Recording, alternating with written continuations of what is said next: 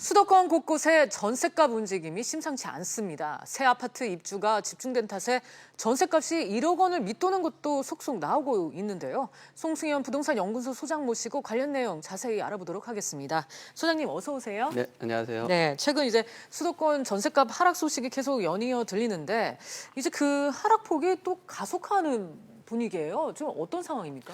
네, 저도 그 수도권을 실제로 한번 돌아다녀 봤었는데요.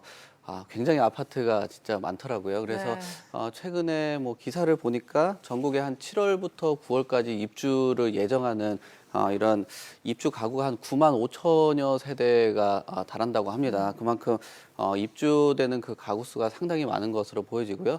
또 지금 제일 걱정을 하는 것들이 전세가 하락에 대해서 얘기를 하는데 7월부터 9월 특히나 7월, 8월 같은 경우는 사실 우리가 부동산 그 실무 시장에서 보면은 이사철은 아니에요. 그렇다 보니까 이사철이 아니다 보니까 아무래도 전세가 부분에서 좀 하락할 수 있는 그런 부분들이 좀 있을 것 같고요.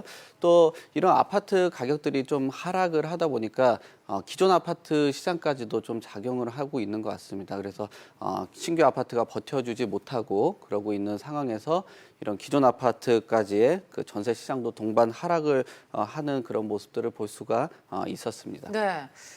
1억 원대 전세도 등장했다. 뭐 앞서서 말씀을 잠깐 드리긴 했는데 솔직히 뭐 체감 안 되는 분들 많을 것 같습니다. 실제 이제 전세값이 어떻게 형성되고 있는지 뭐 지역별 사례로 볼 수 있을까요? 네, 저도 뭐 최근에 보도를 봤는데 동탄하고 용인, 파주 같은 경우는 1억대 전셋집들이 등장을 했다고 합니다. 그래서 내용들을 한번 살펴보니까 파주하고 동탄, 그다음에 인천에 있는 영종도 아파트가 전용 면적을 보니까 59제곱미터, 84제곱미터, 91제곱미터들 보니까 한 1억 9천만 원부터 1억 8천만 원 정도가 있었습니다.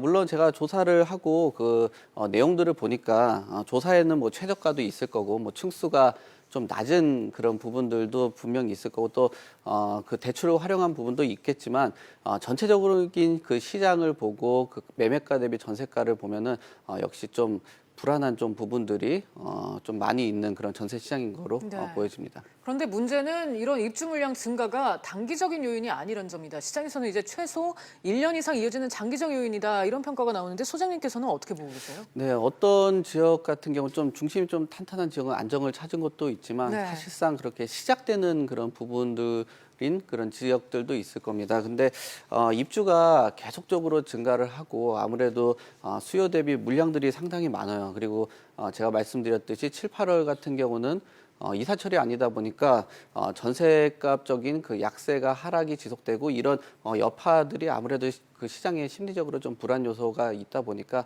당분간은 계속적으로 그 전세가가 하락되는 부분이 좀 지속되지 않을까 그렇게 전망을 하고 있습니다. 네, 물론 이제 집주인 입장에서는 이 곤혹스러운 상황이 아닐 수 없을 건데요. 분양 잔금을 전세금으로 충당하려는 집주인도 상당히 많을 것 같고요. 특히 이제 전세 물건이 늘어나다 보니까 결국은 이제 전세금을 낮춰서 세입자를 들여야 하는 그런 처지가 되지 않겠습니까? 네, 최근 몇 년 동안 우리가 흔히 말하는 그 갭 투자가 유행을 했었죠. 예. 그러다 보니까 분양권 투자들이 상당히 분양권 투자들을 상당히 많이 했습니다. 그 분양권 투자 특히나 이 갭 투자 같은 경우는 현금으로 사는 게 아니라 그 전세금을 가지고 대처를 하고 잔금을 하는 그런 상황인데 잔금 시기가 도래를 했는데도 전세를 맞추지를 못하는 거예요. 그러다 보니까 아무래도 전세를 좀 맞춰야 되고 잔금을 해야 되다 보니까 전세가를 낮추고 있는데도 워낙 물량이 많고 또 층수나 이런 부분에서 좀 밀리다 보면 잔금을 치르지 못하고 그러는 상황, 특히나 또 전세 수요까지 지금 떨어져 있는 그런 상황이기 때문에 조금 불안 요소들이 계속적으로 증가하는 그 말씀드리는 것처럼 계속적으로 증가를 하고 있다라고 정리를 드리겠습니다. 네, 얼핏 집주인과 세입자, 전세 시장의 가불 관계가 바뀌었다는 생각도 드는데 하지만 이제 세입자로서도 그냥 마냥 웃을 수만은 없습니다. 이른바 이제 깡통 전세를 둘러싼 분쟁이 대폭 늘어날 수 있다. 뭐 이런 얘기도 나오고 있는데 늘어날까요? 네, 깡통 전세 조금 가능성도 좀 있어 보입니다. 네. 왜냐하면은 대출금을 가지고 뭐 대출을 충당을 해야 되는데 이런 부분들이 지금 전세도 못 마치고 그러다 보니까 향후에는 그 경매에 넘어갈 수도 있는 그런 상황으로 보여지고요.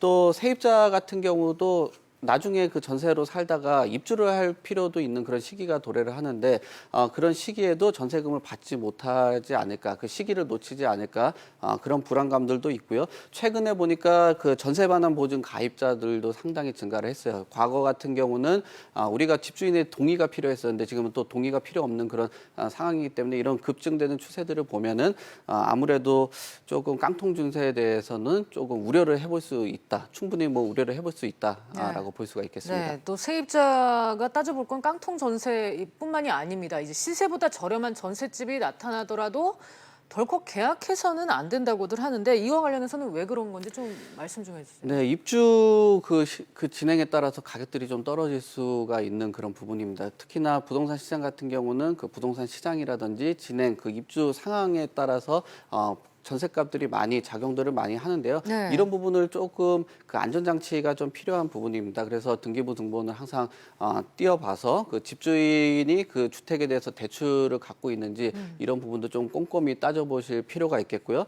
또 대출 그 부분 외에도 내가 등기부 등본에 봤을 때 선순위 권리가 있는지 좀 확인을 해보시고 확정일자나 아까 말씀드렸듯이 전세보증 반환 등 이런 다양한 안전장치가 꼭 필요하지 않나 그렇게 보고 있습니다. 네, 오늘은 송승현 소장과 함께 전세 수도권 전반의 이제 전세값 움직임 관련해서 짚어봤습니다. 소장님 오늘 말씀 감사합니다. 네, 감사합니다.